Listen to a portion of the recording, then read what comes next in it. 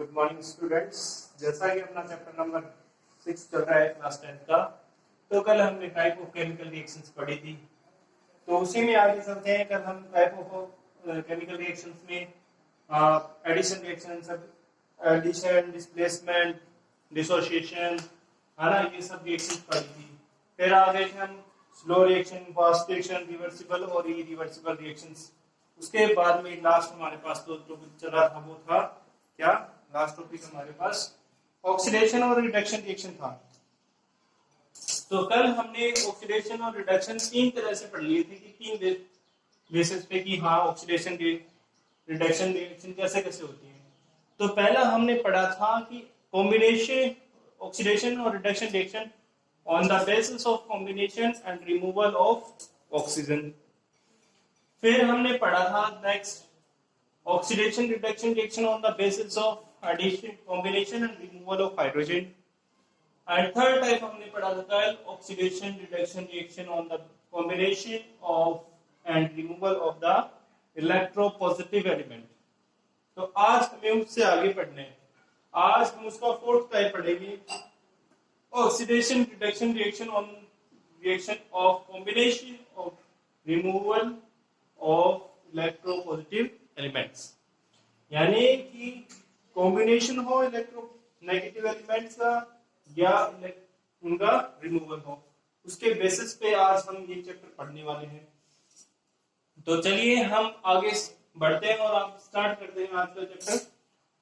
Chapter आज में भी मैं आपको खत्म, ये हमारा 6 नंबर का चैप्टर है वो खत्म हो जाएगा लगभग, तो ये मैं आपको आज बताने वाला हूँ इसके बारे में। तो चलिए स्टार्ट करते हैं। पहला अपने पास ऑक्सीडेशन रिएक्शन, आप देख पा रहे हैं यहाँ, the reaction in which the combination of electronegative elements takes place in the substance are called oxidation reaction.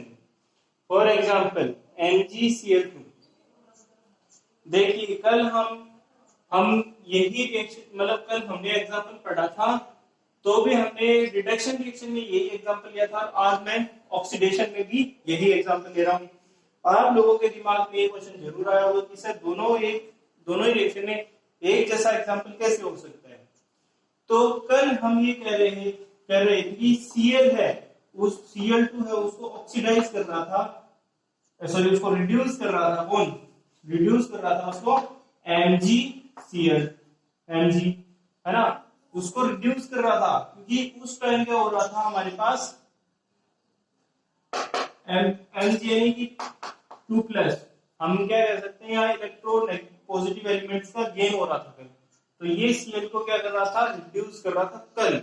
लेकिन आज क्या है, MgCl2 Mg है, सॉरी Cl2 है, वो क्या कर रहा है, Mg को ऑक्सीडाइज कर रहा है, मतलब उल्टा हो गया है। कल जो Mg कर रहा था आज वो Cl कर रहा है, तो इसलिए हम इसको क्या कर सकते हैं, ऑक्सीडेशन रिएक्शन कह सकते हैं। तो हमारे पास ये सेम एग्जांपल है, आप कंफ्यूज मत होना, थोड़ा सा ध्यान से समझेंगे तो आपको बहुत ही अच्छे तरीके से ये बात समझ में आ जाएगी कि दोनों एग्जांपल मैंने सेम क्यों ली है। इसीलिए लिए कि ताकि आपको याद रहे कि हाँ एग्जाम में आ गया, बोर्ड के एग्जाम में आ गया तो आपको दिक्कत नहीं आएगी। पूछ ले आपको कि भाई अगर हम बात करेंगे, ये एग्जांपल दे दें, पूछ ले कि ऑक्सीडेशन रिएक्शन है या रिडक्शन रिएक्शन है, तो आप प्रूव कर पाए कि भाई अगर पॉजिटिव इलेक्ट्रोपॉजिटिव एलिमेंट का गेन हो रहा है, इसका मतलब है Cl क्या हो रहा है, रिड्यूस हो रहा है। और अगर हम कहें इलेक्ट्रोनेगेटिव एलिमेंट का गेन हो रहा है, तब हम क्या कह सकते हैं, यहाँ जो Mg है वो ऑक्सीडाइज हो रहा है, ठीक है, Cl के थ्रू। ओके, फिर आते हैं रिडक्शन रिएक्शन पे। The reaction in which the removal of electronegative element take place in the substance are called reduction reaction. For example, हमारे पास ये कुछ एग्जांपल्स हैं, यहाँ देखिए हमारे पास है 2FeCl3, ठीक है, 2FeCl3 प्लस 2HCl 2H, ठीक है। तो हम देख रहे हैं यहाँ हमारे पास 2FeCl2 प्लस 2HCl। अब आप लोगों के कुछ बच्चों के दिमाग में ये आया होगा कि सर यहाँ तो Cl है वो 3 है और यहाँ Cl ज्यादा हो गए, 2 ले रहे हैं, ये राती ऐसा नहीं है बेटा, यहां से ये दोनों मल्टीप्लाई होंगे तो टोटल नंबर ऑफ Cl कितने हो जाएंगे 6। तो 6 हो जाएंगे तो यहां से Cl कितने हो रहे हैं 4 और यहां से कितने हो रहे हैं 2। तो टोटल दोनों साइड में इक्वल है। तो यहां से जो Cl है उसका रिमूवल हो रहा है। Cl है वो इलेक्ट्रोनेगेटिव एलिमेंट है, इसलिए उसका रिमूवल हो रहा है, इसलिए इसको हम क्या कह सकते हैं रिडक्शन रिएक्शन कह सकते हैं। In the reaction the electronegative elements are removed, this is known as the reduction reaction। चलिए आगे बात करते हैं। अगला अपने पास आता है oxidation reduction reaction on the basis of exchange of ions या इलेक्ट्रॉन्स। तो अब हम बात करते हैं कि इलेक्ट्रॉन के एक्सचेंज से हमें पता चलेगा कि कौन ऑक्सीडेशन होता है और कौन रिडक्शन रिएक्शन होती है। तो सबसे पहले बात करते हैं हम ऑक्सीडेशन रिएक्शन की। The reaction in which an element atom ion और molecule loses their electron are called oxidation reaction. मतलब ऐसी रिएक्शन जिसके अंदर एलिमेंट्स हैं या सब्सटेंस वो या आयंस हैं या मॉलिक्यूल्स हैं वो अपने इलेक्ट्रॉन लॉस कर दें, तब हम उसे क्या कहेंगे, तब हम उसे कहेंगे क्या, हम उसे कहेंगे ऑक्सीडेशन रिएक्शन। फॉर एग्जाम्पल देखिए यहां हमारे पास Na है, यहाँ Na है और E माइनस है। तो जैसा कि मैंने आपको क्लास में एग्जांपल बहुत बार किया है, यहाँ नंबर ऑफ इलेक्ट्रॉन टोटल 11 है, यहाँ 10 है और ये 1 हो गया, तो टोटल हो गए कितने 11, क्योंकि इसने एक इलेक्ट्रॉन अपना लॉस कर दिया। ऐसे ही यहाँ इसके पास पहले इसने 2 इलेक्ट्रॉन लॉस कर रखे थे और एक और कर दिया, तो 3 आ गए चार्ज। ठीक है, तो जितने नंबर ऑफ इलेक्ट्रॉन कोई एलिमेंट लॉस करेगा उसके ऊपर उतना ही पॉजिटिव चार्ज बढ़ता चला जाएगा। मैंने आपको क्लास में भी बहुत बार ये बताया है कि कोई अपनी चीज दूसरे को देता है तो वो हो जाता है पॉजिटिव और लेने वाला हो जाता है नेगेटिव। एग्जांपल भी दिया था कि भाई अगर देखिए कोई सी हम चीज उधार ले लेते तो अपने ऊपर बोझ चढ़ जाता है ना, कि भाई हम उसको उसकी चीज वापस देनी पड़ेगी कभी ना कभी। ऐसे ही हमारे पास अगर हम किसी को देते हैं तो हम उसको उससे मांग सकते हैं कभी भी, इसलिए हम पॉजिटिव हो जाते हैं, वो नेगेटिव हो जाता है। तो हमारे पास आगे आता है रिडक्शन रिएक्शन। सेम है, the reaction in which an element और आयन और molecules gain the electron are called reduction reaction. अब देखिए वो ये बात हो गई, इस पीछे वाली में ऑक्सीडेशन में क्या हो रहा था, इलेक्ट्रॉनों का लॉस हो रहा था और इसमें इलेक्ट्रॉनों का गेन हो रहा है। तो हम बात करते हैं, देखिए Cl है उसके पास 17 इलेक्ट्रॉन पहले होते हैं, एक इसके पास ही हो गया, तो यहाँ इसके पास टोटल नंबर ऑफ इलेक्ट्रॉन 18 हो जाते हैं। ठीक है, यहाँ इसके पास Mg के पास 10 इलेक्ट्रॉन है और 2 यहाँ से गेन किए तो इसके पास टोटल 12 हो गए। ठीक है, तो यहाँ आपको पता चल रहा है कि जो भी एलिमेंट्स है या आयंस है या मॉलिक्यूल्स है वो इलेक्ट्रॉन गेन करेंगे तब हम उसे क्या कहेंगे, रिडक्शन रिएक्शन कहेंगे।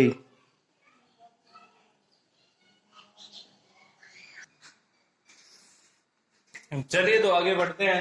अभी तक हमने जितनी भी रिएक्शंस पढ़ी है उसी में आगे हमारे पास एक बीच में एक रिएक्शन हो रही है और रिएक्शन के बारे में हम देखते हैं कि क्या है, हम रिएक्शन की को डिस्कस करते हैं।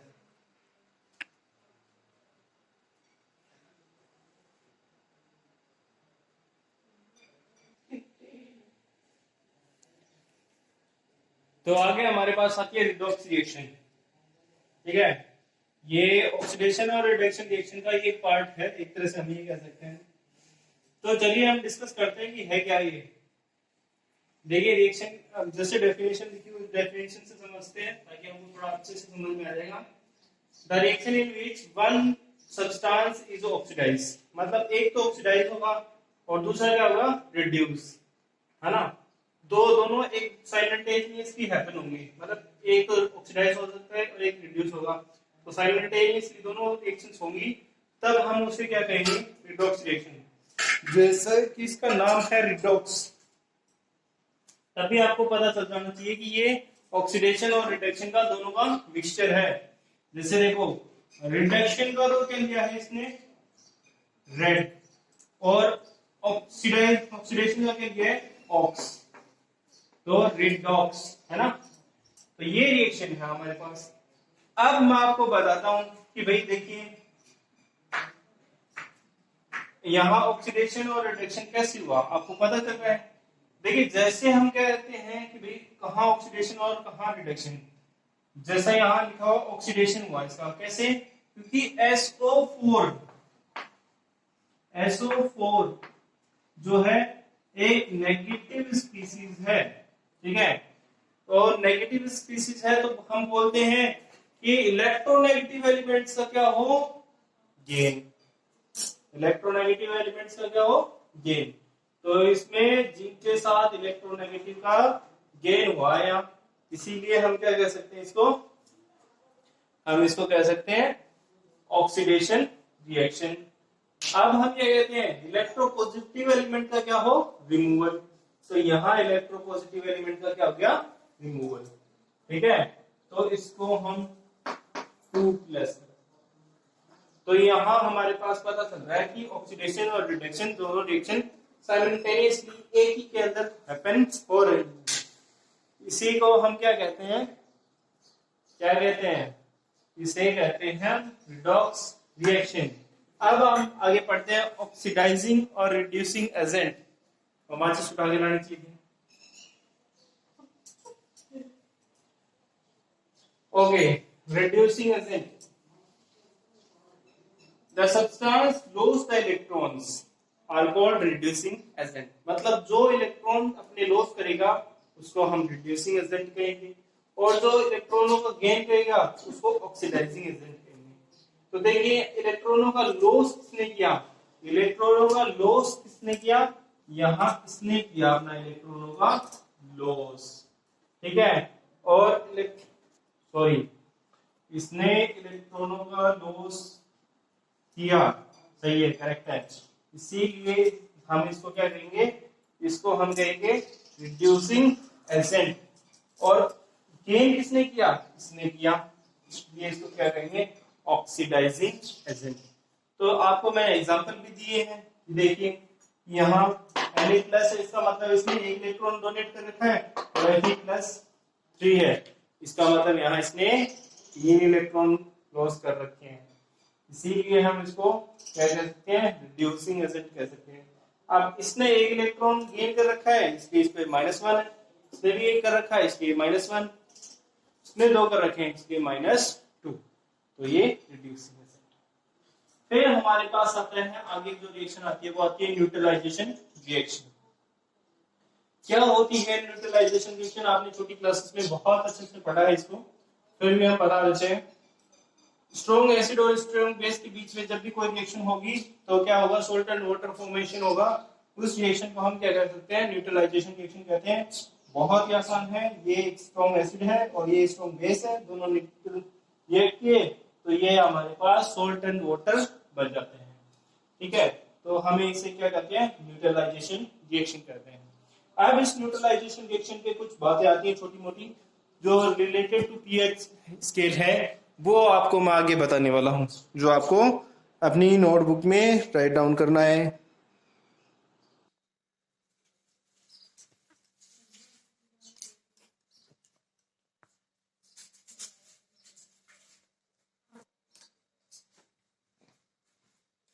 तो चलिए आगे पढ़ते हैं। हम केमिकल रिएक्शंस के बारे में पढ़ रहे हैं, और मैंने आपको oxidation, reduction, oxidising agent, reducing agent सब के बारे में बताया है, और रिडॉक्स रिएक्शन के बारे में बताया है। अब मैंने आपको बोला था कि कुछ पीएच स्केल से रिलेटेड कुछ बातें आपको मैं बताने वाला हूं, तो वो बहुत ज्यादा इंपॉर्टेंट है, ध्यान रखनी जरूरी है। सबसे पहले हमारे पास आता है कि अगर हम स्ट्रॉन्ग एसिड को रिएक्ट करवाएंगे तो हमारे पास जो पीएच है उसकी वैल्यू एग्जैक्टली 7 होगी, ठीक है, एग्जैक्टली 7 होगी, ठीक है, ना तो उससे कम होगी ना उससे ज्यादा, ठीक है। फिर हम कह सकते हैं कि बाद में हम ये कह सकते हैं कि देखो अगर स्ट्रॉन्ग एसिड हुआ और वीक बेस हुआ तो क्या होगा, जो पीएच की वैल्यू होगी वो लेस देन 7 होगी, ठीक है ना, लेस देन 7।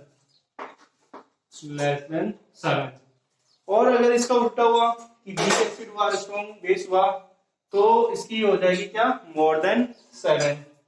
ठीक है, ये सब बातें मैं आपको पीएचए स्केल से रिलेटेड है। अब हमारे पास आता है कैटलिस्ट। ये बहुत ही इंपॉर्टेंट है। ये मान लीजिए कैटलिस्ट क्या होता है। कैटलिस्ट की भी कोई सी भी केमिकल रिएक्शन है उसको अल्टर करना, उसकी स्पीड को कम या ज्यादा करने के लिए हमारे पास जो भी सब्सटेंस काम में आता है उसको हम कैटलिस्ट के नाम से जानते हैं। तो यहाँ देखिए डेफिनेशन से समझने की कोशिश करिए और आपको समझ में आएगा। The substance which is alter the rate of chemical reaction, मतलब वो चेंज कर देता है केमिकल रिएक्शन की रेट को, and but self remain unchanged, मतलब खुद में कोई चेंज नहीं होता, जैसा है वैसा ही जैसा रहेगा, are called catalyst. This phenomena is called catalyst. Catalysis. Sorry, catalysis लिखना था यहाँ.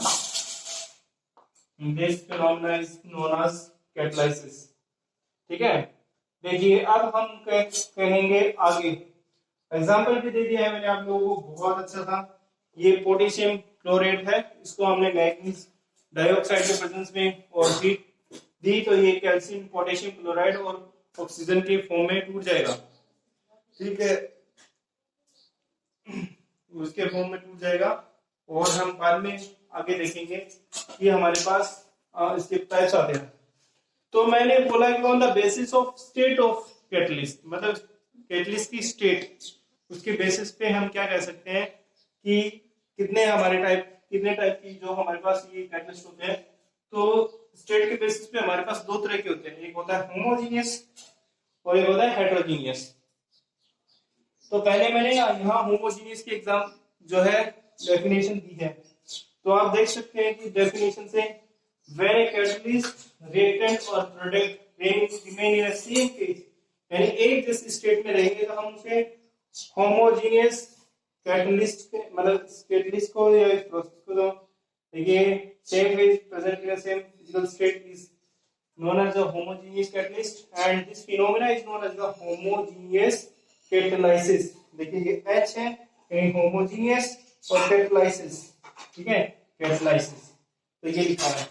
ठीक है, तो ये मतलब क्या हुआ कि अगर तीनों चीजें अगर सेम फेज में रही, अगर मान लो तीनों ही गैस में हैं या तीनों ही लिक्विड में हैं या तीनों ही सॉलिड में है, तब तो हम उसके क्या कहेंगे, उसे होमोजीनियस कैटलिस्ट या कैटलाइसिस कह सकते हैं। ओके, चलिए आगे बढ़ते हैं। आगे पढ़ेंगे हम हेटेरोजीनियस कैटलिस्ट। तो चलिए हम आगे पढ़ते हैं, आगे देखते हैं आगे क्या है। तो हमने होमोजीनियस कैटलिस्ट पढ़ लिया है, अब हम पढ़ रहे हैं हेटेरोजीनियस कैटलिस्ट। देखिए ज्यादा डिफरेंस नहीं है डेफिनेशन में, बहुत थोड़ा सा डिफरेंस है दोनों में, आपको पता चल रहा है यहाँ कि उसमें क्या था कि रिएक्टेंट कैटलिस्ट और प्रोडक्ट तीनों सेम स्टेट में रहते थे या सेम फेज में रहते थे। बट यहाँ क्या है, कैटलिस्ट और reactant and product are different states, physical states are known as the heterogeneous catalyst। ठीक है, फॉर एग्जांपल देखिए एग्जांपल देख लेते हैं यहाँ से। हमारे पास एग्जांपल है ये गैस है, ठीक है, और ये फेरस जो सॉलिड स्टेट में है, अब हमारे पास अमोनिया बना वो भी गैस इस स्टेट में है। तो हम इसे क्या कह सकते हैं, ये हमारे पास क्या हो गया, हमारे पास हो गया हेटेरोजीनियस कैटलिस्ट, और इस प्रोसेस को हेटेरोजीनियस कैटलाइसिस कहते हैं। ये देखिए, अब देखिए वेजिटेबल ऑयल है लिक्विड स्टेट में, उसके साथ गैस के साथ रिएक्शन करवाई और हमारे पास निकल है वो सॉलिड स्टेट में है। अब हमने वेजिटेबल ऑयल है वो भी, सॉरी वेजिटेबल घी है वो भी हमें सॉलिड स्टेट में मिल रहा है, तब हम उसे क्या कर सकते हैं, ये हमारे पास जो है हेटेरोजीनियस कैटलिस्ट का एग्जांपल है। ये मैंने होमोजीनियस कैटलिस्ट का एग्जांपल दिया बीच में, क्योंकि वहां मैं एग्जांपल लिखना भूल गया था होमोजीनियस कैटलिस्ट का, तो ये मैंने एग्जांपल यहाँ लिखा है, प्लीज आप नोट डाउन कर लीजिएगा। ये होमोजीनियस क्या है, होमोजीनियस कैटलिस्ट। ठीक है, तो आप लिख लीजिएगा ये एग्जांपल होमोजीनियस कैटलिस्ट का है। तो क्या है, देखिए तीनों चीजें हैं वो सेम से फेज में है। देखिए SO2, 2SO2, O2 and NO और 2SO3, ये सब तीनों सेम स्टेट में है, गैसेस स्टेट यानी जिसमें तीनों चीजें हैं वो सेम स्टेट में रहती हैं उसको तो क्या कहेंगे, होमोजेनियस कैटलिस्ट। और जब दोनों अगर तीनों चीजें अलग अलग स्टेट में आती हैं तब हम उसे हेटेरोजेनियस मिक्सचर कहेंगे। अब आगे नेक्स्ट टाइप आता है, ये तो था स्टेट के बेस पे। अगला है on the basis of action. Action के बेसिस पे तो हमारे पास पहले दो टाइप आ गए हैं, पॉजिटिव कैटलिस्ट और नेगेटिव कैटलिस्ट। पॉजिटिव कैटलिस्ट वो होता है जो कैटलिस्ट क्या करता है, एक्टिविटी या जो रेट ऑफ जो एक्टिविटी है उसको इंक्रीज कर देता है, केमिकल रिएक्शन की जो रेट है उसको इंक्रीज करता है, उसको पॉजिटिव कैटलिस्ट कहेंगे। और जो कैटलिस्ट है जो एक्टिविटी रेट को डिक्रीज करता हो, यानी केमिकल रिएक्शन की रेट को डिक्रीज करता हो, उसे हम क्या कहेंगे, नेगेटिव कैटलिस्ट। अगर देखो फिर एग्जांपल के तौर पे देखें, यहाँ मैग्नीज है तो क्या करेगा, इस पोटेशियम क्लोराइड को डिसोसिएट कर देगा बहुत तेजी से, और पोटेशियम क्लोराइड और ऑक्सीजन बहुत तेजी से बनाएगा, यानी इसकी एक्टिविटी रेट को बहुत तेज कर देगा। और अब हम यहाँ नीचे एग्जांपल देख रहे हैं, अगर हम नेगेटिव कैटलिस्ट का एग्जांपल देखें तो हाइड्रोजन पेरोक्साइड है, अगर हम उसको ग्लिसरॉल के प्रेजेंस में, ग्लिसरॉल है ये, ग्लिसरॉल के प्रेजेंस में अगर उसकी मतलब एक्टिविटी देखते हैं तो वो डिक्रीज हो जाती है, धीरे धीरे जो है वाटर में कन्वर्ट होगा और ऑक्सीजन लिबरेट होगी। तो यहाँ हमने क्या किया कि कैटलिस्ट को अभी तक दो टाइप में पढ़ लिया है, किस बेसिस पे, एक तो स्टेट के और एक हमने एक्शन के बेसिस पे अभी तक पढ़ लिया है। अब आगे इसका टाइप देखते हैं कौन सा टाइप आता है। तो चलिए हम आगे पढ़ते हैं। और अभी तक हमने जो है एक्शन के बेसिस पे हमने दो टाइप के कैटलिस्ट पढ़ लिए थे हमने, ठीक है, पॉजिटिव और नेगेटिव। और अब हम पढ़ते हैं ऑटो कैटलिस्ट, ठीक है। ऑटो कैटलिस्ट क्या होता है, देखिए बहुत ही ध्यान से समझने वाली बातें हैं ये, अगर आप ध्यान से समझते हो तो बहुत अच्छे से लर्न हो जाती है, अदरवाइज आपको बहुत दिक्कत आएगी। when the product obtained in a chemical reaction act as a catalyst, मतलब कोई केमिकल रिएक्शन करवाई और उसमें जो प्रोडक्ट है वही एज ए कैटलिस्ट काम करना स्टार्ट कर दे and increase the rate of reaction, मतलब वो क्या करे, प्रोडक्ट ही किसी चीज का रेट इंक्रीज कर दे या केमिकल रिएक्शन का रेट इंक्रीज कर दे, then such product is known as the autocatalyst. देखिए हमारे पास मान लीजिए ये है इथाइल एसीटेट है, उसको वाटर के साथ रिएक्ट करवाया तो हमारे पास एक तो बन गया एसिटिक एसिड और एक बन गया एथेनॉल। मान लो इसमें से चाहे एसिटिक एसिड यूज करो और चाहे एथेनॉल यूज करो, ये किसी दूसरी रिएक्शन की एक्टिविटी रेट को इंक्रीज कर देते हैं, ठीक है। तो हम उसे क्या कहेंगे, उसे हम कहेंगे ऑटो कैटलिस्ट, ठीक है, ऑटो कैटलिस्ट कहेंगे, ध्यान रखना, ठीक है। ये ऑटो कैटलिस्ट के हमारे पास यहाँ ऑटो कैटलिस्ट आएगा, एसिटिक एसिड है वो क्या करेगा, ऑटो कैटलिस्ट के रूप में काम वर्क करेगा, ये वाला। तो समझ में आया होगा आपको कि भाई कोई भी केमिकल रिएक्शन के अंदर कोई प्रोडक्ट बन जाए और उस प्रोडक्ट को ही हम एज ए कैटलिस्ट यूज करें और वो ही केमिकल जो रिएक्शन उसकी रेट को इंक्रीज कर दे, तब हम उसे क्या कहेंगे, ऑटो कैटलिस्ट कहते हैं। चलिए अब आगे आता है biocatalyst, the substance which increase the rate of biochemical reaction, मतलब क्या है कि कोई सब्सटेंस ऐसा जो बायोकेमिकल रिएक्शन की रेट को इंक्रीज कर देता है तो उसे हम बायोकैटलिस्ट कहते हैं। फॉर एग्जांपल मैंने लिया माल्टोज, मतलब एक तरह से कह सकते हैं अपनी जो सलाइवा होती है, लार से बोलते हैं, मुंह में जो पानी आता है उसमें माल्टोज होता है, ठीक है। और उसमें अगर कोई एक एंजाइम मिल जाता है माल्टेज, ये माल्टेज है और ये क्या करेगा, ग्लूकोज में चेंज करने का काम करेगा। तो मतलब क्या है कि हमारी बॉडी के लिविंग ऑर्गेनिज्म की बॉडी के अंदर मतलब क्या है कि मतलब वो जो केमिकल बायोकेमिकल रिएक्शंस हैपन होती हैं, बायोकेमिकल रिएक्शन हैपन होती हैं, तो वो रिएक्शन क्या है उस किसी कैटलिस्ट की मदद से और मतलब चेंज हो जाए तब उसे हम क्या कहते हैं, या उसकी रिएक्टिविटी या जो भी स्पीड है वो चेंज हो जाती है तो हम उसे बायोकेमिकल रिएक्शन कहेंगे। चलिए आगे देखते हैं प्रोमोटर कैटलिस्ट। देखिए ये बड़ा इंटरेस्टिंग है, आप ये कहेंगे कि सर ये तो है होमोजेनियस जैसा ही है और ये वाला हेटेरोजेनियस जैसा है, ऐसा कुछ भी नहीं है, ये टोटली अलग है उस चीज से, ध्यान रखना। कहीं आप बोल समझो कि मतलब सर आपने तो वापस वही चीज बता दी जो पीछे होमोजेनियस और हेटेरोजेनियस में बताई थी। ऐसा कुछ भी नहीं है, एकदम टोटली अलग है। The substance which is increase the activity of catalyst. देखिए ये कैटलिस्ट नहीं है, कैटलिस्ट के साथ जो सब्सटेंस ऐड करके और कैटलिस्ट की एक्टिविटी को इंक्रीज करेगा उसे हम कहेंगे प्रोमोटर।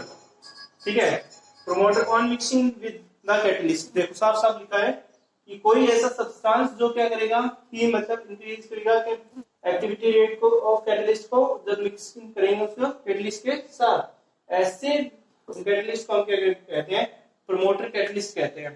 ठीक है, एग्जांपल दिया हुआ है ना हमारे पास, जो अमोनिया है उसके साथ हमने ये एग्जांपल लिया हुआ है और हमारे पास ये एग्जांपल आपको देख रहे हो। इसमें बेसिकली आप अगर एमोनियम का नाम ले ले तो अच्छा है, ये हमारे पास एक एग्जांपल सही रहेगा। और फिर अगर हम बात करते हैं दूसरा पॉइजन, कैटलिस्ट पॉइजन, सेम वही है कि the substance which is decrease the activity of catalyst on the mixing with catalyst. Catalyst के साथ कोई ऐसा सब्सटेंस ऐड कर दे जो कैटलिस्ट की एक्टिविटी को कम कर देता हो, उससे हम क्या कहेंगे, पॉइजन कैटलिस्ट कहेंगे। ठीक है, पॉइजन कैटलिस्ट कहेंगे। अब देखिए यहाँ हमारे पास ये है और इसके साथ हमने Fe ऐड कर दिया तो ये इसकी एक्टिविटी को रेट को डिक्रीज कर देगा। तो ये हमने जितने भी केमिकल रिएक्शंस हैं वो सब पढ़ी, कैटलिस्ट हैं वो सब पढ़े, टाइप ऑफ कैटलिस्ट पढ़े, ये सब चीजें पढ़ी। अब लास्ट एक छोटा सा टॉपिक बचता है वो डिस्कस कर लेते हैं आज, बाद में आपका चैप्टर नंबर 6 खत्म हो जाएगा।